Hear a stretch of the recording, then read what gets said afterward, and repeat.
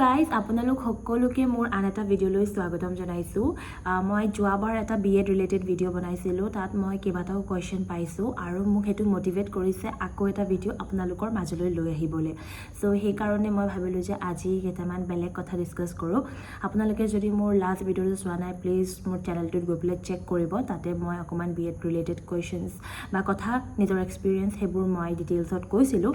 আৰু কি পঢ়িব লাগিব কি চাব লাগিব সেইবিলাক কৈছিলোঁ আৰু মই ঠিক তেনেদৰে আজিও বিএড ৰিলেটেড কিছুমান কুৱেশ্যন যেনেকৈ গভৰ্ণমেণ্ট কলেজ কেইখন আছে প্ৰাইভেট কিমান আছে ফি ষ্ট্ৰাকচাৰটো কেনেকুৱা আৰু কিমান মাৰ্কছ পালে পোৱা চান্স থাকে এভৰিথিং মই আপোনালোকক ক'ম এতিয়া বেছি দেৰি নকৰোঁ ভিডিঅ'টো ষ্টাৰ্ট কৰোঁ তো প্ৰথম কথা মই ক'ব বিচাৰিম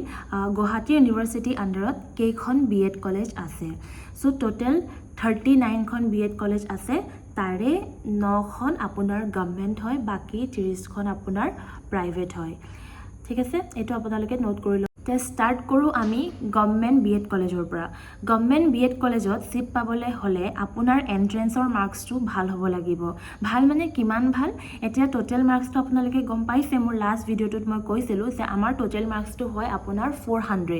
400ৰ ভিতৰত আপোনালোকে 300ৰ ওচৰা ওচৰি আপোনালোকৰ মাৰ্কছ থাকিব লাগিব 250 ক্ৰছ কৰিব লাগিব তেতিয়া আপোনালোকে কিবা এটা এক্সপেক্টেশ্যনছ ৰাখিব পাৰে যে হয় মই গভৰ্ণমেণ্ট কলেজত ছিট পাম কিয়নো গভৰ্ণমেণ্ট কলেজত থাকে আপোনাৰ 50 ছিটছ 50ৰ পৰা 45জন আপোনাৰ ডেপুটি টিচাৰৰ কাৰণে এতিয়া ডেপুটেড ইন দ্য চেন্স কি ডেপুটেড হৈছে আপোনাৰ যিসকল টিচাৰে এতিয়া স্কুলত পঢ়াই আছে মানে ইন ছাৰ্ভিচ যিগিলা টিচাৰ সেই টিচাৰখিনিৰ কাৰণে সেই ৰিজাৰ্ভ থাকে আৰু বাকী 45ৰ ইফালে থাকিলে আপোনাৰ 5টা মানে 50টা বা 45 ডেপুটি টিচাৰ আৰু বাকী থাকিল 5টা সেই 5টা আমাৰ নিচিনা ফ্ৰেছ কেণ্ডিডেটৰ কাৰণে যোনে এণ্ট্ৰেঞ্চ ক্ৰেক কৰি আহিব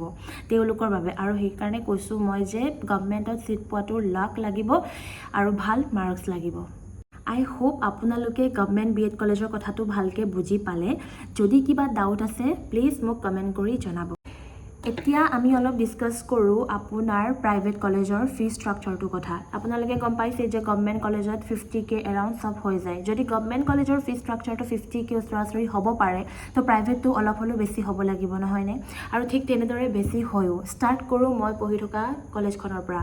বৰ্তমান মই পঢ়ি আছোঁ আপোনাৰ কলিয়াবৰ কলেজ অফ এডুকেশ্যন যোনটো নগাঁও ডিষ্ট্ৰিক্টৰ আণ্ডাৰত আছে চ' মোৰ যিটো ফি ষ্ট্ৰাকচাৰ হয় সেইটো হৈছে আপোনাৰ 90K 1 ইয়েৰত আৰু আপোনালোকে এটা কথা মনত থ'ব যে গুৱাহাটী ইউনিভাৰ্চিটিৰ যিখিনি বিএড কলেজ আছে সেইটো ইয়েৰলি হয় like Dibrugarh university semester system নহয় ইয়াত 1 ইয়েৰ 2 ইয়েৰ সেনেকৈ হয় 2টা বছৰ আপোনাৰ ইয়েৰলি হয় আৰু 2টা বছৰত আপোনালোকে 1 ইয়েৰত 90K ছেকেণ্ড ইয়েৰত 90K টোটেল 1,80,000 আপোনালোকে পে' কৰিব লাগিব আৰু যিসকলে বিএড প্ৰাইভেট কলেজত কৰিম বুলি ভাবি আছে মই তেওঁলোকক ক'ব বিচাৰিম যে আপোনালোকে হাতত 2 lakhs এটা থওক কিয়নো সব কলেজত 10-20-15,000 ডিফাৰ কৰে বেছি নহয় 60,000 লাষ্ট এখন প্ৰাইভেট কলেজত যদি আপোনালোকে পঢ়িব যায় 60, 70, 80, 90 ইমানত ধৰক তাতকৈ তলত আপোনালোকে নাযাব আৰু এটা কথা মই শ্বেয়াৰ কৰিব বিচাৰিম নিজৰ পাৰ্চনেল এক্সপিৰিয়েঞ্চ যেতিয়া আপোনালোকে এণ্ট্ৰেঞ্চ দিব এণ্ট্ৰেঞ্চৰ ৰিজাল্ট ওলোৱাৰ পাছত যেতিয়া